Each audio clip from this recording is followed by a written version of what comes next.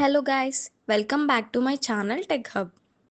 ఈరోజు మనం వర్క్ బెంచ్లో డేటాబేస్ని ఎలా క్రియేట్ చేయాలి, వర్క్ బెంచ్లో ఉన్న అన్ని డేటాబేసెస్ని ఎలా చూడాలి, పర్టిక్యులర్ డేటాబేస్కి ఎలా షిఫ్ట్ అవ్వాలి అండ్ ఒక డేటాబేస్ని ఎలా డిలీట్ చేయాలి అనేవి నేర్చుకుందాము.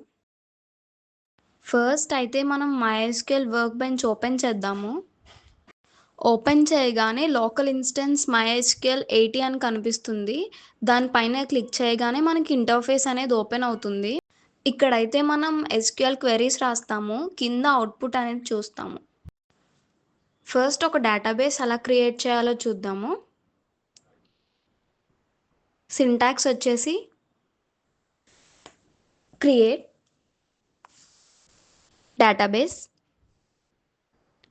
Database name. ఇక్కడ డేటాబేస్ నేమ్ మనం ఏదైనా ఇవ్వచ్చు. ఇప్పుడు ఎగ్జిక్యూట్ చేద్దాము. క్రియేట్ డేటాబేస్ డే3 అనే డేటాబేస్ని క్రియేట్ చేద్దాము. ఇప్పుడు ఎగ్జిక్యూట్ చేయాలంటే క్వెరీ మొత్తం సెలెక్ట్ చేసి పైన ఉన్న థండర్ సింబల్ని క్లిక్ చేసి ఎగ్జిక్యూట్ చేయండి. కింద అయితే మనకి గ్రీన్ టిక్ వచ్చింది అండ్ క్రియేట్ డేటాబేస్ డే3 అని అయితే కనిపిస్తుంది.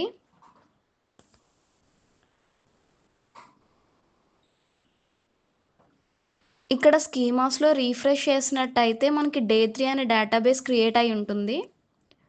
సో డే3 అని కనిపిస్తుంది. సో మనం క్రియేట్ చేసిన డేటాబేస్ అనేది క్రియేట్ అయ్యింది. ఇప్పుడు మన వర్క్ బెంచ్లో ఉన్న అన్ని డేటాబేసెస్ని ఎలా చూడాలో చూద్దాము.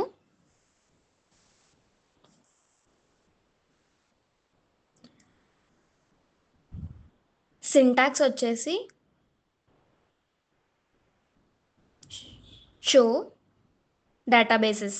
ఎగ్జిక్యూట్ చేద్దాము డేటాబేసెస్ చూడడానికి. Show databases.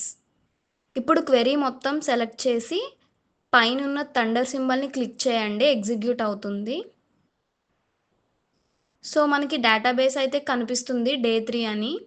మనం క్రియేట్ చేసింది కూడా డే3నే. నెక్స్ట్ పర్టిక్యులర్ డేటాబేస్కి ఎలా షిఫ్ట్ అవ్వాలో చూద్దాము.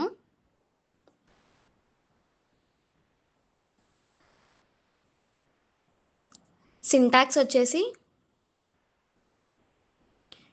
Use database name. ఇక్కడ డేటాబేస్ నేమ్ అయితే ఇవ్వాలి. మనం ఏ డేటాబేస్కి షిఫ్ట్ అవ్వాలనుకుంటే ఆ డేటాబేస్ నేమ్.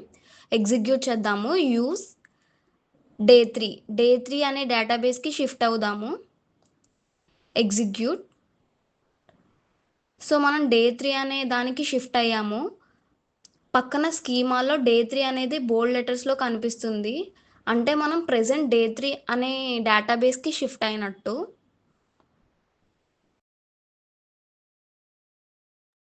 ఎట్ లాస్ట్ డేటాబేస్ని ఎలా డిలీట్ చేయాలో చూద్దాము. సింటాక్స్ వచ్చేసి డ్రాప్ డేటాబేస్ నేమ్. ఎగ్జిక్యూట్ చేద్దాము. డ్రాప్ డేటాబేస్ డే3 అనే డేటాబేస్ని డిలీట్ చేద్దాము. సెలెక్టెడ్. ఎగ్జిక్యూట్ చేయండి. స్కీమాలో చూసినట్టయితే డే3 అనే డేటాబేస్ లేదు, సో డిలీట్ అయిపోయింది. సో అంతే గైస్, డే4 టాపిక్స్. నెక్స్ట్ వీడియోలో మనం SQL కమాండ్స్ కోసం తెలుసుకుందాము. This is how I am ending the video for today. Hope you have liked this video. Please like, share and subscribe. Don't forget to press the bell icon for more updates. Thank you.